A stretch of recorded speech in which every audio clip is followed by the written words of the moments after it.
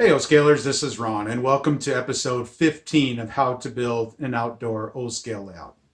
In this episode, we're going to cover several topics. I'm going to answer a question from one of my followers on how I built the portable control command system. So we're going to take a little deeper look into the portable command system.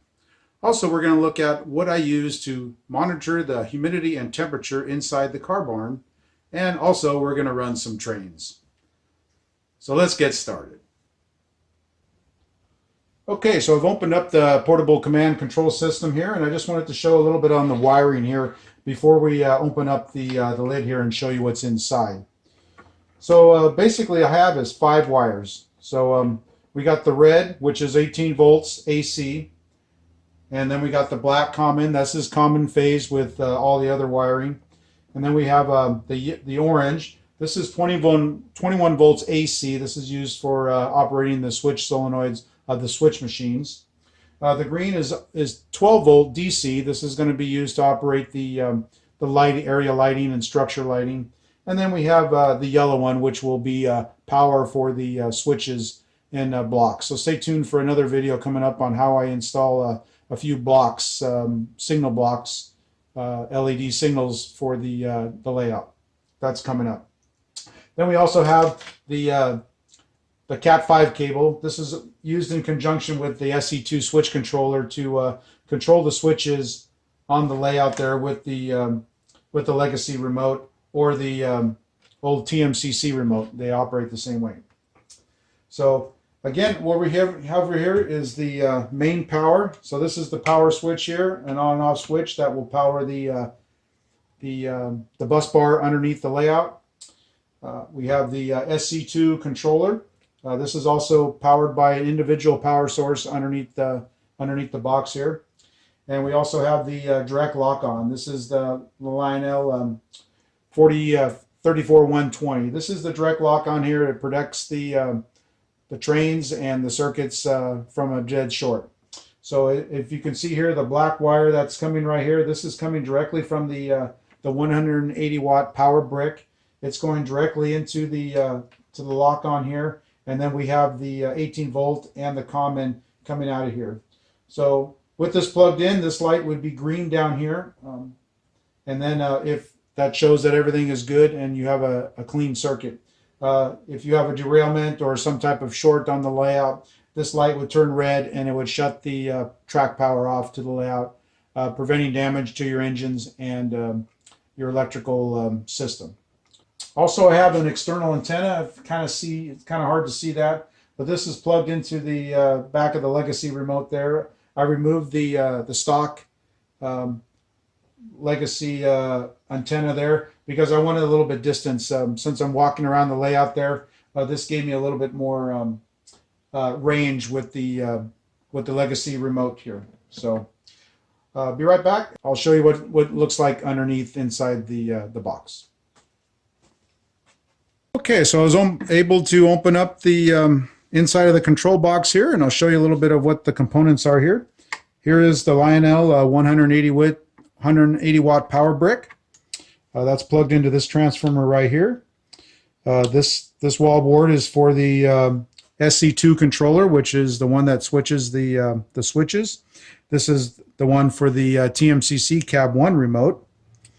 And then we have the MRC power pack here. This one's probably about a 20-year-old power pack. It's been around for a long time, and it had a few accessory taps off there, and I tied into the AC accessory tap, and that came out to be about 21 volts AC. So that's the one I use to operate the switches, the switch solenoids. So if you see the orange wire here, I got the green and the yellow wire here. These are off the 12 volt 1 amp wall wart right here. So this is operating both the yellow and the green wire at 12 volt DC. And if you notice the black wire tied into the other common ground wire. So again, this is a common ground that is phased with all the applications of the electrical system.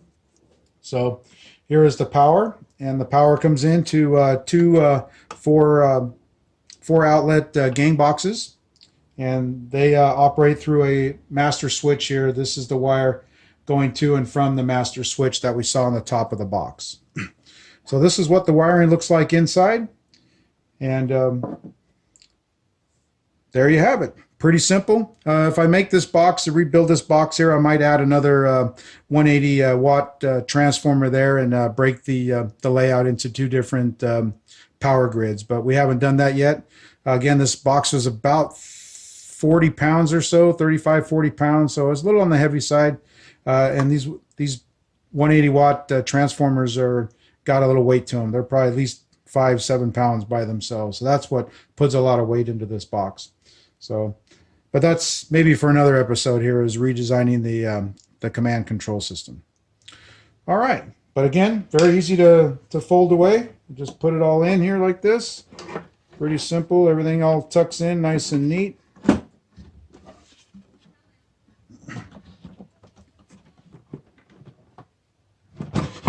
There you go. There's the main power.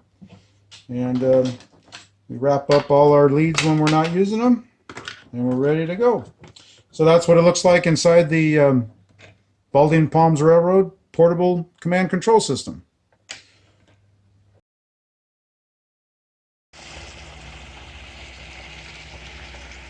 Okay, so we're out here in the car barn right now, and I wanted to show you what I use to monitor the temperature and humidity inside the car barn. Searching the internet, I found this sensor here, and this little doohickey is called a SenorPush, and it was available on Amazon. It was about 50 bucks for the sensor here, and it's got a large battery there. It can last about over a year on battery. It operates via Bluetooth, and it comes with a an app that's both good on Android and iPhone. So, and it provides a lot of data for the humidity and temperature monitoring inside the car barn. As you can see, I have the locomotives inside. I moved them in here about a week ago to kind of keep an eye on them and see how the sensor operates and monitors the temperature within the car barn. And I'm real satisfied the way the sensor works. Let's go inside and I'll show you the app and show you what kind of information that the SenorPush provides. Okay, so here we are in the SenorPush app. This app is good with Android and iOS. So this is the main screen. This is the car barn, and the last reading was done on April 29th. It showed a temperature of 65 degrees and a humidity of 48.7 degrees. The app also has a graph. You can load the graph here, and it will show you the temperature, the minimum and the maximum, and it also give you an average of what that was.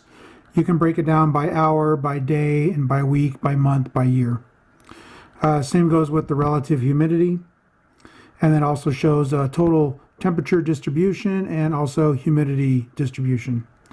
So all in all, this is a very good app, and I enjoy it very much, and I'm going to continue to use it and monitor the inside temperature and humidity of the car barn. So enough for that. Let's set up the trains and run some trains on the layout.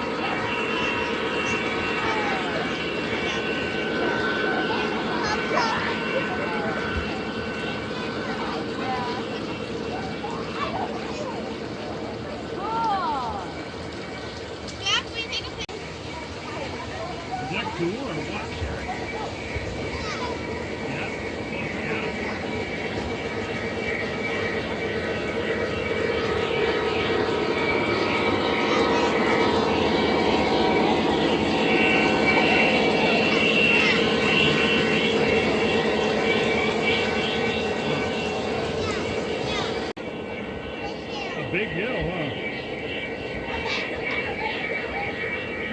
Look, it has your name, Jack Frost on it. Jack Frost. Oh, not bad.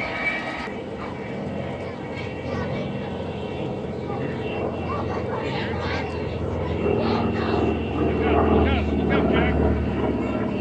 That's a P-51 Mustang right there, Jack.